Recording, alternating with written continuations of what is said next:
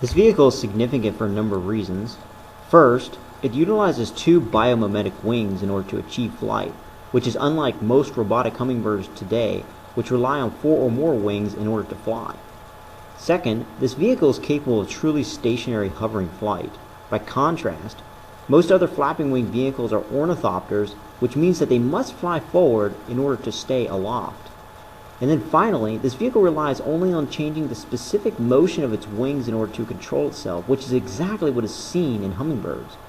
Alternatively, most other vehicles utilize external vanes, fins, or control surfaces as a shortcut in order to achieve stability.